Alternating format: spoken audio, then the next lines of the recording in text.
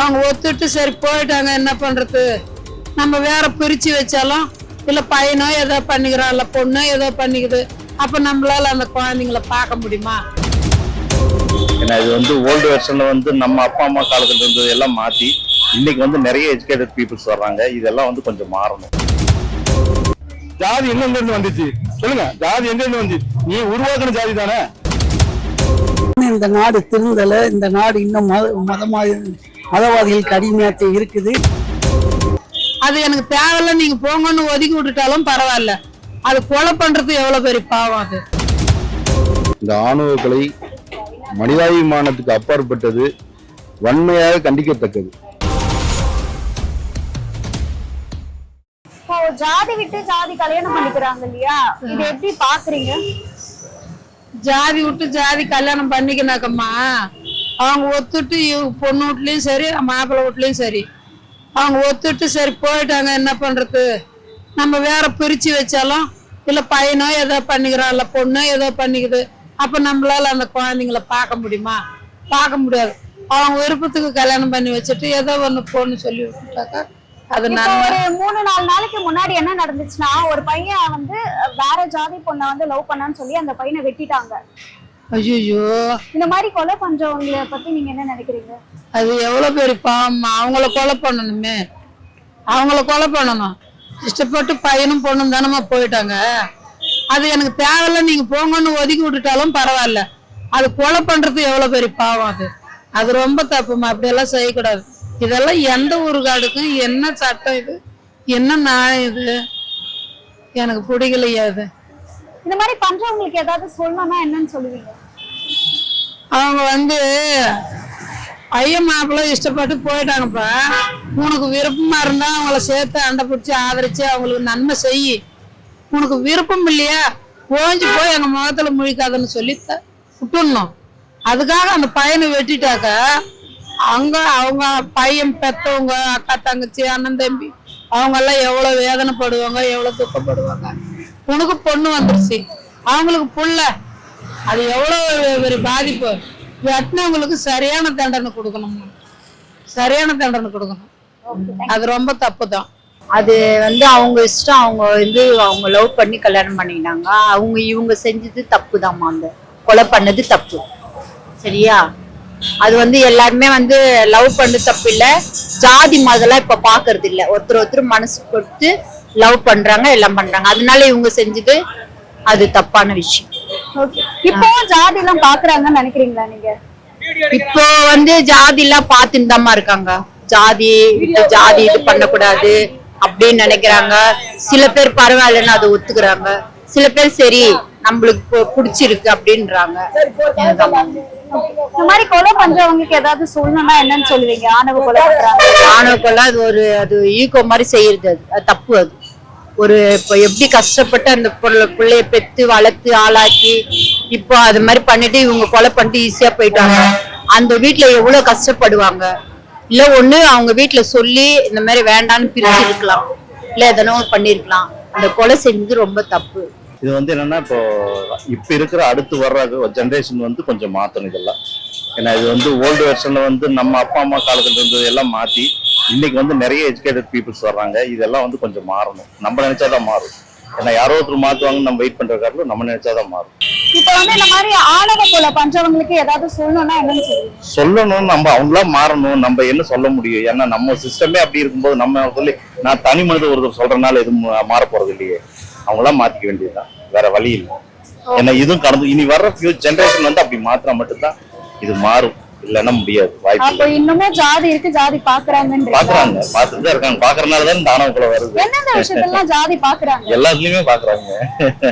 எங்க எஜுகேஷன்லயே பாக்குறாங்க. என்ன கம்யூனிட்டி தான் கேக்குறாங்க முதல்ல. அதை விட்டுதானே மத்த எல்லாமே வருது.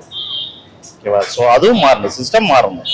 எஜுகேஷன் சிஸ்டம் மாறினா மட்டும்தான் இது எல்லாமே மாறும். ஜாதியை வச்சு ஆணவ கொலை பண்ண ரொம்ப ரொம்ப தப்பு என்ன பொறுத்த வரைக்கும். சரி, நான் கேட்கறதுக்கு அதே கேள்வி கேட்கிறேன். அவங்க கூட்ட ஜாதி குறைஞ்ச ஜாதி சொல்றாங்கல்ல, கூட்ட ஜாதிக்காரன் போய் ஒரு டீ கடையில அந்த கூட்ட ஜாதிக்காரன் இவனுக்கு டீ வாங்கி கொண்டு கொடுங்க, அவன் ஜாதியை சொல்லி டீ வாங்கிடணும். நான் ஜாதி கூட்ட ஜாதியை ஒத்துக்கிறேன். முடியாது இல்ல. அப்ப இந்த மயத்துக்கு ஜாதியை பத்தி பேசுறாங்க அவங்க எல்லாம். ஜாதி எங்க இருந்து வந்துச்சு சொல்லுங்க? ஜாதி எங்க இருந்து வந்துச்சு? நீ உருவாக்கின ஜாதி தானே, வானத்துல இருந்து குளிச்சது இல்லைல்ல, நீங்க உருவாக்கின ஜாதி, நீ கூட்டின ஜாதி, உனக்கு கீழே வேலை பார்க்கிறவ குறைஞ்ச ஜாதி, நீ வேலை வாங்கின கூட்டின ஜாதியா? ரொம்ப ரொம்ப தப்புங்க. ஆணவ கொலை வந்து என்னால யாராலையும் ஏத்துக்க முடியாது, தப்பு அது. அவங்களுக்கு ஏதாவது சொல்லணும்னா என்னன்னு சொல்லுவீங்க? அவங்களுக்கு ஜாதிக்காரங்களே 4 பேரை வச்சு அவங்களே விசேஷம் சாகடிக்கணும். அவங்க சாதிக்காரன் அவன் சாகடிக்கணும்.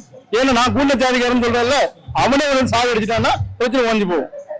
ஆணவ கொலை வந்து யாராலும் ஏத்துக்க கூடாது. அது ஜாதியை வச்சு அரசியலோ மற்ற எதுவோ பண்ணக்கூடாது. என்ன பொறுத்திருக்காங்க தப்பு, யாராலும் தப்பு தான். இந்த நாடு திருந்தல, இந்த நாடு இன்னும் மதவாதிகளுக்கு அடிமையாத்தே இருக்குது. இந்த நாடு இன்னும் திருந்ததுக்கு ரொம்ப காலமா, எத்தனை திராவிட நாகரிகம் வந்தாலும் இந்த 3 ஜாதி, அதாவது 3% ஜாதிக்காரன் இருக்கும்போது இந்த நாடு முன்னுக்கு வர்றதுக்கு வாய்ப்பு இல்லை. அவனுக்கு தான் வரணும் அப்படிங்கிற ஒரு நிலையான உறுதியோட வாழ்றாங்க. இது மாறுறதுக்கு நம்ம அதுக்குண்டான வேலையை செய்யணும். அதுதான் நல்லாவும் இருக்கு. இந்த நாடு சுயமான நிலைக்கு வரும். அது வரைக்கும் இந்த நாடு வந்து முன்னுக்கு வராது. இதுதான் உண்மை. எனக்கு தெரிஞ்சு எனக்கு இன்னைக்கு 65 வயசு ஆகுது. இந்த நாடு வந்து என்னைக்கு நாங்க சிறு வயசுல இருந்து இருக்கோம் அதே மாதிரி இன்னைக்கு வரைக்கும் இருக்கு. இப்பவும் ஜாதி எல்லாம் பாக்குறாங்கன்னு இன்னைக்கு வரைக்கும் ஜாதிகள் இருக்கு. எந்தெந்த விஷயத்தெல்லாம் ஜாதி பாக்குறாங்க? அதாவது ஜாதிங்கிறது வந்து கல்வியில ஜாதி பாக்குறாங்க, பொருளாதாரத்துல ஜாதி பாக்குறாங்க. கோடீஸ்வரனா இருந்தாலும் ஜாதியை பார்த்து அவனை ஒதுக்கி வைக்கின்றது எண்ணங்கள் ஏற்படுது. இந்த ஜாதி மாறினாத்தே இந்த நாடு முன்னேற்றம் அடையும், பொருளாதாரம் வளரும். இல்லாட்டி அதாவது அந்த ஜாதிங்கிற மேல் ஜாதி கீழ் ஜாதி அடித்தட்டு மக்கள் மேல்தட்டு மக்கள் இன்னும் வந்து அது மாறாம இருக்கு. மாறுறதுக்கு கல்வி அறிவு ரொம்ப ரொம்ப முக்கியம். இந்த நாட்டுக்கு கல்வி ரொம்ப ரொம்ப முக்கியம். கல்வி இருந்தாத்தே இந்த நாடு சுயேட்சம் அடையும். ஆனா இது வந்து மக்கள் இன்னும் விழிப்புணர்வு அடையணும்னு நினைக்கிறாங்க. சாதிகள் அடிப்படையில மதங்களை மனிதனை பிரிச்சு பார்க்கறதும் அவங்க ரத்தங்களை பார்க்கறதும் தொடர்கதையாயிட்டு இருக்கு. சுவாதின்ற பொண்ணு இங்க இங்க ரயில் நிலையத்துல கொல்லப்பட்டது உங்களுக்கு தெரியும் நல்லா. தொடர்ந்து இந்த படுகொலை நடைபெற்று கொண்டு இருக்கு. இது வெறும் காதல்னால் மட்டுமே ஏற்படுதான்னு கேட்டா இல்ல, கல்வி சாலையிலும் இப்படிப்பட்ட சூழல் உள்ளது. தாழ்த்தப்பட்டவர்களை ஒதுக்கி பார்ப்பதும் உயர்த்தப்பட்டவர்களை உயர்த்தி பார்ப்பதும் ஜாதிகள் அடிப்படையில அதை பார்க்கக்கூடிய சூழல் நம்மளால பார்க்க முடியுது. இந்த ஆணவ படுகொலை என்பது ஒட்டுமொத்த நாடுமே இன்று தமிழ்நாட்டை திரும்பி பார்க்கக்கூடிய சூழலா இருக்கு. இது வெறும் தமிழ்நாட்டுல மட்டுமா இருக்கான்னு கேட்டா இல்ல, ஒட்டுமொத்த இந்தியாவிலும் இருக்கு. ஏன் அப்படின்னா கல்வி அறிவு ரொம்ப கம்மியா இருக்கு. எத்தனையோ முன்னோர்கள் சொல்றாங்க கல்விகளை கருங்க, நல்லா கல்வி தரத்தோட வாங்க, சமுதாயத்தை முன்னேற்ற பாதைக்கு வாங்கன்னு சொல்றாங்க. ஆனா தற்போது உள்ள சூழல் கல்வியே கற்கக்கூடாதுன்னு ஒரு சமுதாயம் சொல்லிக்கிட்டு இருக்கு. ஏன் கல்வியை கற்கக்கூடாது, குலத் தொழில் செய்யுங்கன்னு சொல்றாங்க. ஏன் குலத் தொழில் செய்யணும்? என் அப்பா முடி வெட்டா நான் முடிதான் வெட்டணுமா? என் அப்பா வெண்ணான் தொழில் செஞ்சா நான் வெண்ணான் தொழில் தான் செய்யணுமா அப்படின்ற ஒரு கேள்வி எழுந்தது. அதனால் இந்த குலக்கல்வி திட்டம் என்பது இப்படிப்பட்ட ஆணவ படுகொலைக்கு அது ஒரு முக்கிய காரணம்னு நாங்க உணர்றோம். இது தொடர்ந்து நடைபெற்று கொண்டு இருக்கிறது.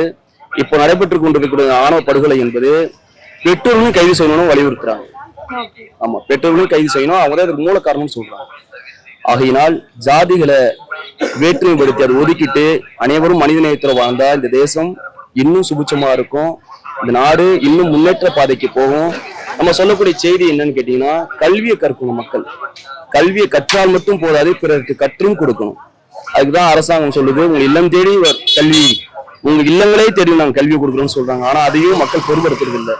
இப்படி வன்மத்தோடு தொடர்ந்து வன்மம். பள்ளிக்கூடங்கள்ல பாத்தீங்கன்னா கயிறுகள், முத்திரை பச்சை குத்திக்கிறாங்க, நான் இந்த ஜாதி நான் அந்த ஜாதின்னு சொல்லிட்டு.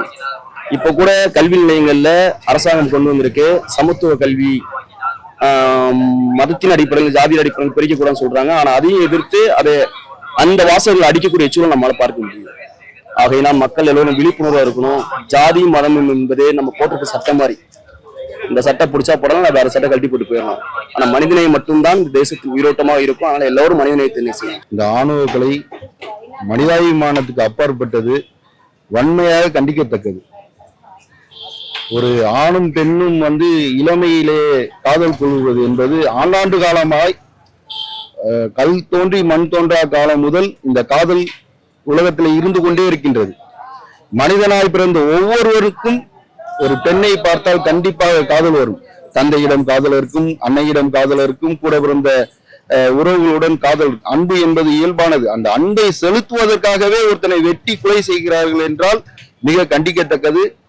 இதற்கு எதிராக இந்திய அரசு இந்திய அளவிலே, தமிழகத்திலே மட்டும் இந்த ஆணவ படுகொலைகள் நடப்பதல்ல, இந்தியா முழுவதும் இது போன்ற ஆதிக்க சக்திகள் அவர்களுடைய ஜாதி வெறியை, அவர்களுடைய ஜாதியை முன்னிறுத்துவதற்காக தொடர்ந்து ஆணவ படுகொலைகளை நிகழ்த்து கொண்டே இருக்கின்றார்கள். இதற்கு முன்னதாக பல்வேறு தர்மபுரி ஆகட்டும், கௌசல்யா ஆகட்டும், ஒரு மாதத்துக்கு முன்பு கூட திண்டுக்கல்லில் இது போன்ற ஆணவ படுகொலைகள் தொடர்ந்து நடைபெற்றுக் கொண்டே இருக்கின்றது.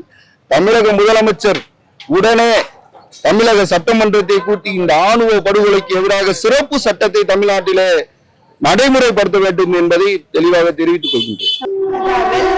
ஃபேமிலி அவங்க இவ்வளோ லேக்ஸ் சேலரி வாங்குறாங்க அப்படின்னு தெரிஞ்சிட்டும் ஒரு கேஸ்ட்னால கொலை பண்றது அப்படிங்கிறது என்ன பொறுத்த வரைக்கும் அது ஒரு தப்பு, ஒரு கேவலமான விஷயம். ஏன்னா இந்த காலத்துல நம்ம என்ன சொல்ல, வெல் செட்டில்டு ஃபேமிலி, நமக்கு வீடு இருக்குது, கடன் எதுவும் இல்லை, இப்படி ஒரு லைஃப் தான் வேணுமே தவிர அந்த கேஸ்டை வச்சு நம்ம வாழ போறது கிடையாது. அது ஃபியூச்சர்ல வாழ போறவங்க முடிவெடுத்து பண்ண வேண்டிய ஒரு விஷயம். ஆனா அது கொலை பண்ற அளவுக்கு வர்றது ஒரு தப்பான விஷயம் நினைக்கிறேன். இந்த மாதிரி ஜாதினால கொலை பண்றவங்களுக்கு ஏதாவது சொல்லணும்னா என்னன்னு சொல்லுவீங்க? அவங்களுக்கும் குழந்தை இருக்காங்க. இப்ப கொலை பண்ணவங்களுக்கும் இனி ஃபியூச்சர்ல மேரேஜ் ஆகும், அவங்களுக்கும் குழந்தை வரும். அவங்களும் மேபி இந்த மாதிரி ஏதாச்சும் பண்ணாங்கன்னா குழந்தைய கொண்டுருவாங்களா? அவங்க கூட பிறந்தவங்களுக்காக இன்னொருத்தவங்களை கொலை பண்ணாங்க. குழந்தை அவங்க கல்யாணம் பண்ணி பிறக்க போற குழந்தை இந்த மாதிரி தப்பு பண்ணா குழந்தைய கொலை பண்ணுவாங்களா? அது தப்பு தான். பிடிச்சிருந்தா கல்யாணம் பண்ணி சந்தோஷமா இருக்கணும் உள்ளல, எல்லாரும் மனுஷங்க தானே. ஓகே, இப்போ வந்து இன்னமும் ஜாதி பாக்குறாங்கன்னு நினைக்கிறீங்களா? ஆமா, சில பேர் பாக்குறாங்க. எந்தெந்த விஷயத்தெல்லாம் ஜாதி பாக்குறாங்கன்னு நினைக்கிறீங்க? கல்யாணத்துல மட்டும்தான், வேற இல்லை. தவறான ஒரு அணுகுமுறை இது. எதிர்கால தலைமுறைக்கு வந்து தவறா வழி நடத்துற எடுத்துக்காட்டு இது. சரி, இந்த மாதிரி ஆணவ கொலை பண்றவங்களுக்கு ஏதாவது சொல்லணும்னா என்னன்னு சொல்லுவீங்க? ஆணவ கொலை வருங்காலத்துல இருக்கக்கூடாதுமா. ஏன்னா இப்ப எல்லாமே பழகுறோம், சகோதரங்களா பழகுறோம். அப்படி இருக்கும்போது வேற்றுமை இருக்கக்கூடாது. எல்லாமே குரல் சொல்ற மாதிரி எல்லா உயிருக்கு, பிறப்பில் எல்லா உயிருக்கும் சொல்லியிருக்கு. அந்த மாதிரி எல்லாமே ஒரே மனிதன் தான்.